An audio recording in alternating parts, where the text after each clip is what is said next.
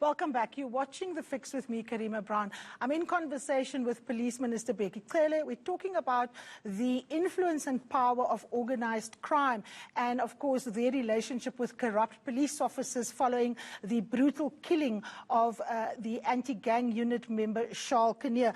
Minister, one of the things that are worrying quite a lot of people is that it seems as if senior members of the South African Police Services are on the take and on the payroll of important underworld figures. And, of course, the disappearance of cases, the fact that dockets go lost is a constant problem.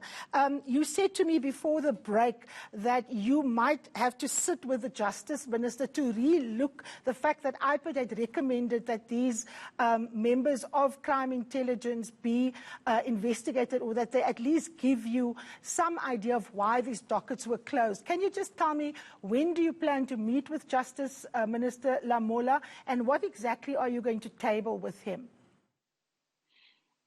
Well, with Ronald Karimo, almost on daily basis link up. I speak to him almost every day. He speaks to me. That could be mostly informal. But we remember we're also the members of the criminal justice system, which is co-chaired by Minister of Defense and myself. He sits there. We raise these things almost every day, and we do agree that will have to be a better synergizing on working on these matters, because besides the police having problem, they've raised a lot of problem themselves, that they find some frustrating areas, especially when it comes to bail of the very serious cases, your cash heist, your organized crime, but still people, they get 1 up to 6 bails per serious cases. So they do raise these things, and we do raise it. But also the Commissioner does raise it with Advocate Batoy on dealing with these matters to see how can we close the gap, that we work together rather than shouting to one another. Okay, let's come to the actual case of the murder of Charles Kinnear. You've got one suspect in custody. He appeared very briefly in Cape Town. The case has been postponed. There seems to be a lot of attention on the case. Already the investigating officer that originally investigated the case, Mr. Ontong, has been replaced by another person, and there are sources that indicates that that there seems to be interference with the actual investigation that is going on, and that the investigation is being jeopardized deliberately to throw people off track. As the political head, what do you say to the family of Charles Kinnear in terms of ensuring that no one tampers with this investigation, and that the police will be able to do their work, considering that so much is at stake here? Well, what is worse than that is when the family has got no trust whatsoever on the system. I speak to the wife who raises, this is a very strong woman, she raises matters as she sees them. She doesn't beat about the bush at all. She has raised these matters of the police themselves having their own fiefdoms among and within themselves, which makes issues very, very difficult for the family to trust. Again, one did speak to her yesterday. I know that today there is a meeting led by General Musikiti, who is second in charge now when it comes to Deep Sea, to see if they can iron those things, because one way of doing the things properly is when the people given the service are satisfied. If they tell you straight away that, look, we can't be part of this, it does give us a problem. So one thing to try to correct it is that the second in command of Hawks is trying to speak with the family and find out which is the best way of dealing with the matter going. Okay, Minister. And that meeting is taking place today. Minister, you haven't answered my question. The investigating officer was taken off this case, Mr. Ontong. He's been replaced by Mr. Hendricks, who's in the Hawks. And it's come to my attention that one of the people that is germane to this case is linked to Mr. Hendricks by way of possibly being involved in how the police and the Hawks gather information. Does this concern you that the investigating officer has already been changed? What was the motivation for taking Mr. Ontong off the case and replacing him by Mr. Hendricks, who could be conflicted given the fact that he's also dealing with some of the people that are germane to this case? Well, Karen, maybe I was not very clear myself. I would agree on that. Myself, to hear that the investigating officer, the IO, was changed almost in 4 days, that made me to speak to the National Commissioner about the matter, raise the matter with him. But as I've said, the going down today, I think she is in Cape Town to speak with the family and to look at other things.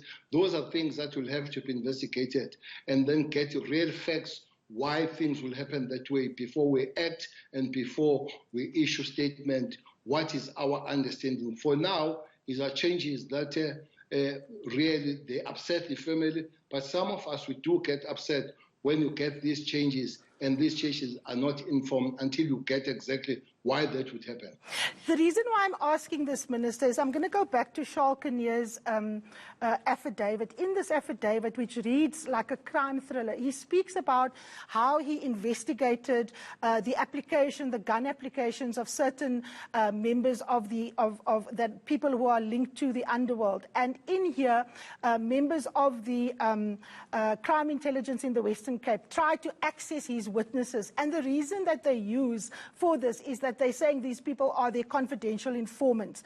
I want to ask you as the political head, and I also want you to put on your institutional hat when you were the Commissioner of Police a few years back.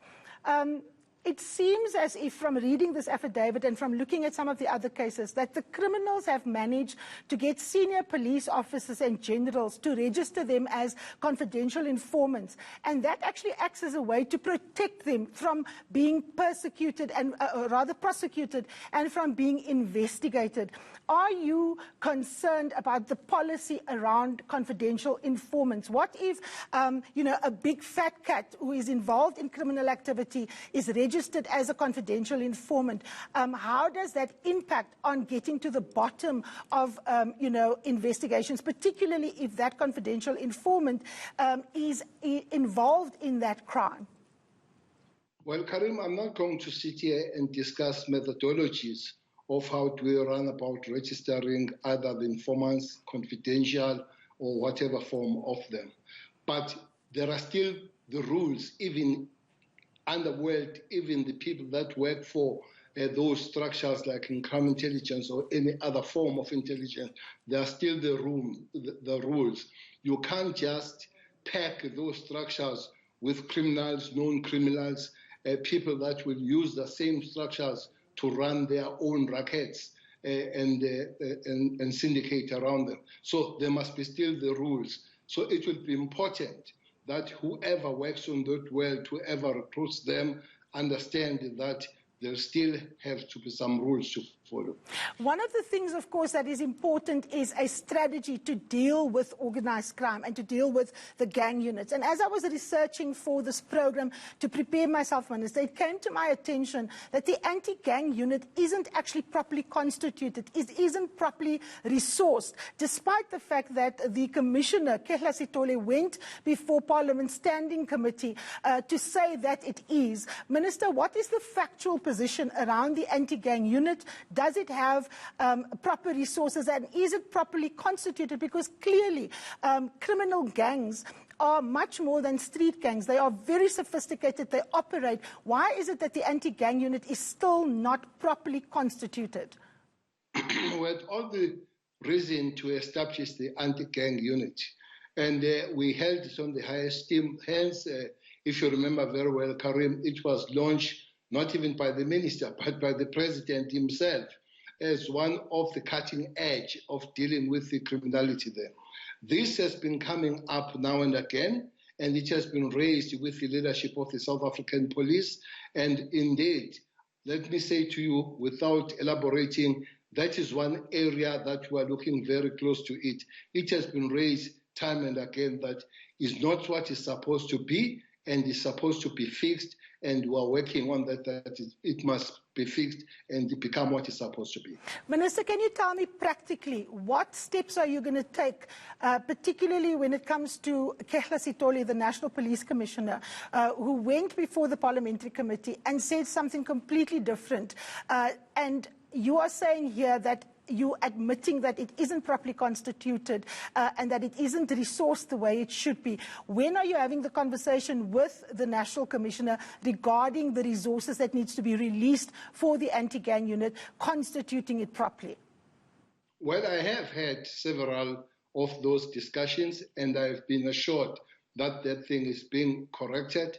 In terms of going to Parliament and not giving the truth, it's up to Parliament to take that matter up, either by formally saying to me, we gave the answer that is not true, or they themselves, they have all the right to put the sanction that they fit. But from my side, from the ministry and from the management of the police, structures that are put there should not be just the structures of poly structures or structures that are there because we wish that they are there. They must be functional. There must be structures that respond to the cry of the people. There must be the structures that provide the service. That includes the AGU. Now, Minister, one of the things that keeps on coming up is how you vet people who come into the police force. You were on the scene of a cash-in-transit heist in Boksburg. Last night there was another one on the N3 here in Johannesburg. It turns out that one of the people that were involved in the cash-in-transit heist was in fact a police reservist. His card was found on the scene. You said that he was a reservist that served at the local police station. It's very clear that criminals have very easy access to the police. Is there a vetting system in place for how people become police officers and reservists? Why can criminals infiltrate the police with the ease that they do? Not only that his card was found on the crime scene. People that were shot in his house.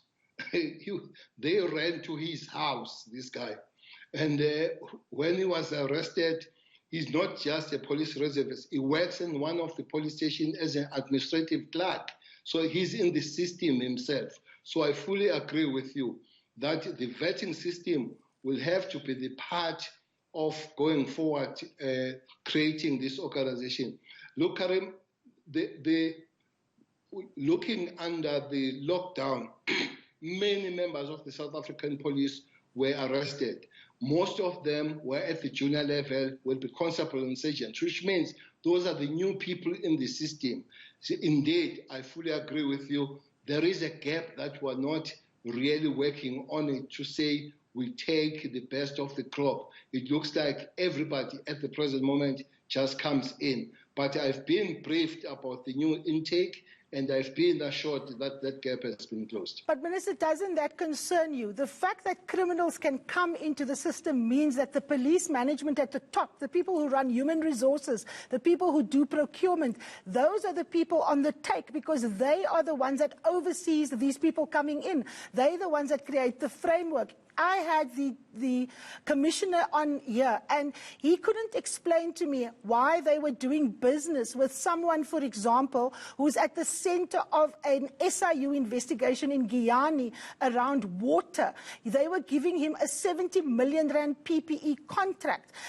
When are you going to insist that these senior generals in police management subject themselves to lifestyle audits and detailed security checks to see who is paying money into their accounts, who they are contacting? For example, in the case of Mr. Jula in the Western Cape, should he not be issued with a 205 so that we can see who he's in contact with, so that you can go through his bank accounts and see whether he is in fact on the payroll of very senior underworld figures?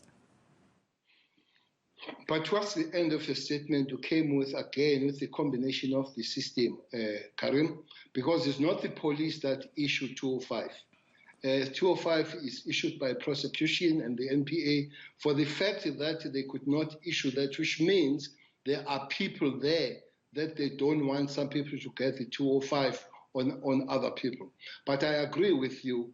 That is one area. It's not just that people must look at the vetting, the lifestyle. President has time and again raised that issue. I know that with the South African police we've started, but I have raised the issue myself that we are too slow. Maybe we need to too fast. Maybe the other thing is the capacity of doing that. Is not the only police that deal with that in the structures of the government.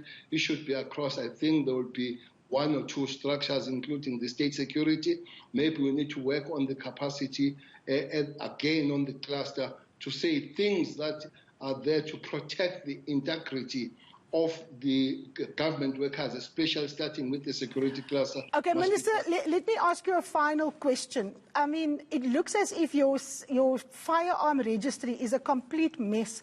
Criminals are able to access legal weapons, Minister, as a consequence of the corruption in the system. What exactly do you want to see done as a politician, as the Minister of Police, to sort out the fact that through your system, criminals can actually access legal weapons? We have very senior criminals in the Western Cape that are currently facing charges that have applied for weapons, and they seem to get them with great ease. And this is what Charles Kinnear was investigating. What are you doing about your fire registration system?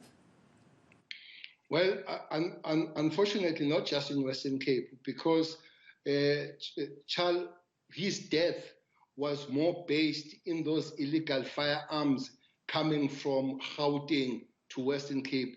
And it looks like the killings of the officers now is even linked to this firearm registry, which I fully agree is in a mess. Either is that deliberate or people are incompetent is one thing that we need to work on. People have been changed there time and again, but it looks like we're not hitching the right note, though people have been changed in that. Minister, let me come to a very specific question. I mean, just last week, Sergeant Mapona was killed, and he was a firearm and liquor officer. So it looks as if the criminal syndicates know exactly where in the value chain to come. You have Charles Kinnear assassinated. You have a person that deals with liquor and firearm licenses assassinated.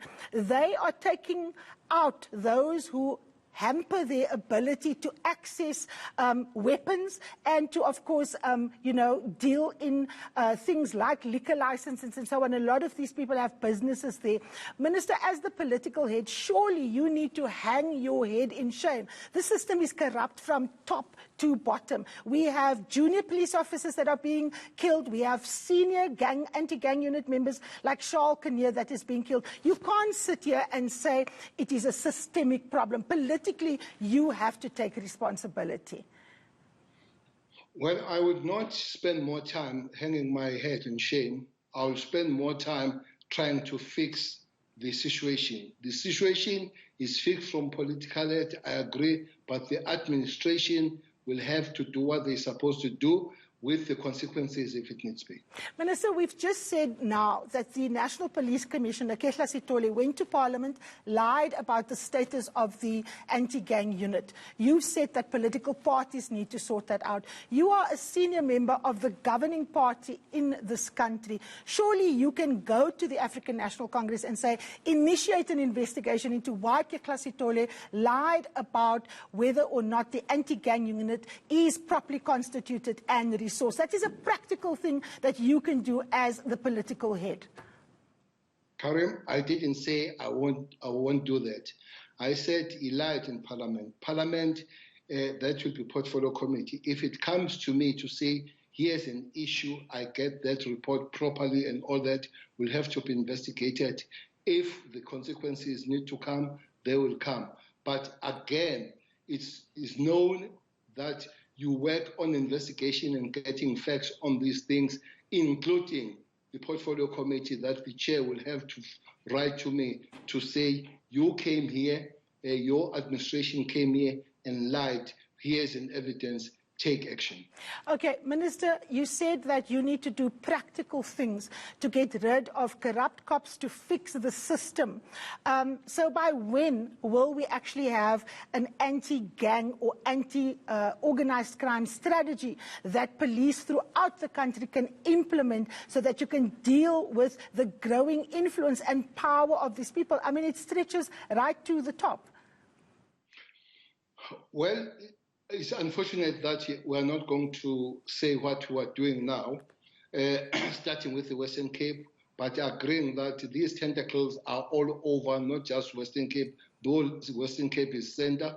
Indeed, I have said to you, something extra that has not been done before needs to be done, and that is one thing that is happening at the present moment. I hope that people will know soon that we are doing an extra thing in trying to deal with this matter, and we are.